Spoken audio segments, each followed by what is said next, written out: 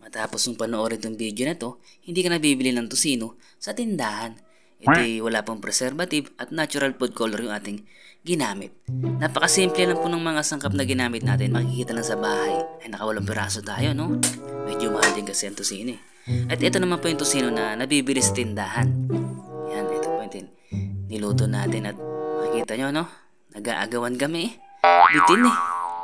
Dahil nga medyo konti. Ay naisipan po natin gumawa ng homemade tosino para unlimited tosino tayo sa bahay. Pwede natin i-stock. Galing na po tayo ng palengke at nakabili na rin tayo ng pang tosino. Itong part po na to ay tinatawag na kasim. Ito ginagamit talaga na pang tosino. Halos 1 kilo. 1 and 1/4 po yung ating binili. Sobra ng 1 kilo. Hugasan na po natin mabuti para mawala yung mga dugo-dugo niya at maging malinis yung ating homemade tosino.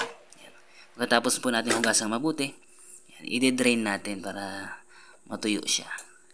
Ngayon naman mga kagilas, hiwain natin ng manipis kagaya nito. Ayan. Slice lang natin. Mag-iingat tayo sa paggamit ng kutsilyo. Kailangan na yung kutsilyo na ginamit natin matalas. Ito naman mga taba-taba. Ayan. Hiniwa ko ng maliliit. Ito naman pong balat. Hindi natin isasama dahil makunat.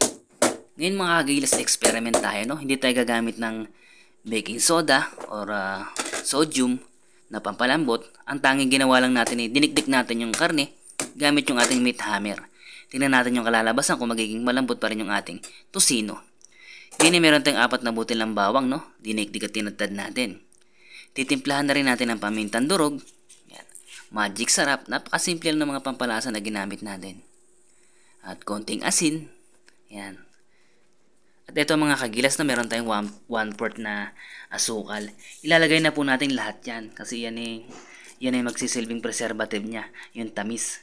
At ito yung twist natin, no? Yung ating tosino may pineapple saka may laman din ng pinya. Yung tinatawag na pineapple tidbits, no? Ano kaya magiging lasa nito? At ito naman po yung gagamitin natin pampakulay. At suwete, yan para natural yung ating food coloring na gagamitin. Yan, ininit lang po natin konti sa mantika. Yan. At ilalagay na natin sa ating karne. Yan, i-mix na natin, no? Yan, mekos-mekos na yan. Gumamit na ako ng plastic na gloves para hindi kumulay sa aking kamay. At ngayon mga kagilas, magpo-portion na tayo, no? Tama po. Ipo-portion natin para kapag tayo magluluto, yan, madali na lang. Madaling mag-defrost. Kasi kung hindi po natin ipoportion yan titigas, no? Mahirapan tayong magluto.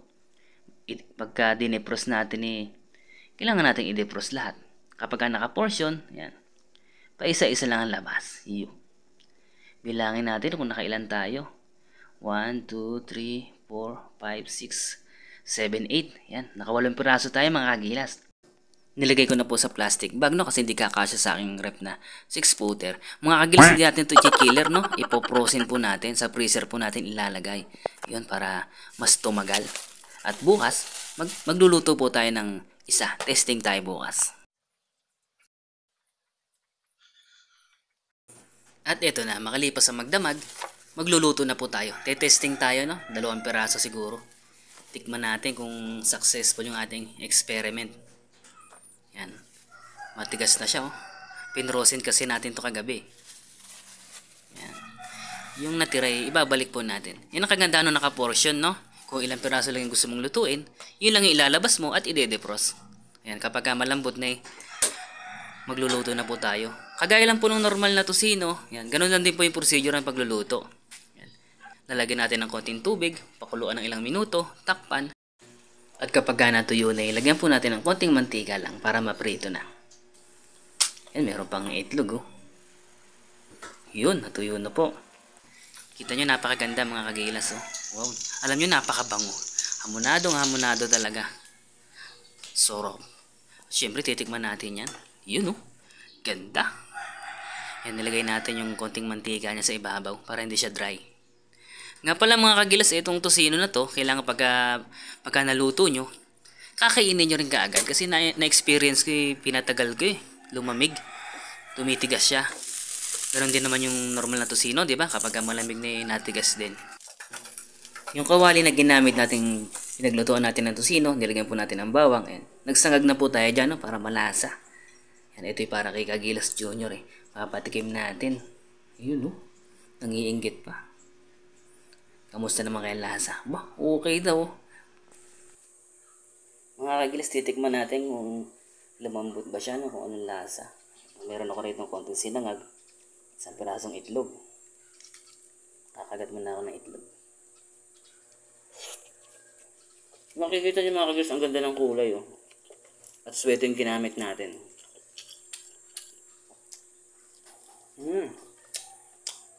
Ang sarap. Dahil po meron siyang pinya, bali yung lasa po niya parang hamonado na. Masarap. Doon naman po sa lambot, malambot siya. Hindi lang kasi lambot ng tosino talaga na malambot na malambot kasi meron pampalambot yan. Meron mga sodium. Merong tawag dito, yung baking soda. Yan, pampalambot. Tenderizer. Yung atin naman po yung ginamit natin ni ano lang. Pinukpok lang natin yung karne, no? Gamit yung meat hammer. Malambot naman po siya. Kahit pustiso yung ipin mo, makakain mo. Masarap po. Napakasarap po. Kaya natin gawin sa bahay. Sarap. Talagang hindi na ako bibili ng tosino sa tindahan. Gagawa na lang ako. Next time po gagawa tayo ng ibang flavor. Bali ito yung tosinong hamonado flavor, no? Kita niyo naman na itong pinya, oh. Sinama na natin yung pineapple tidbits, oh.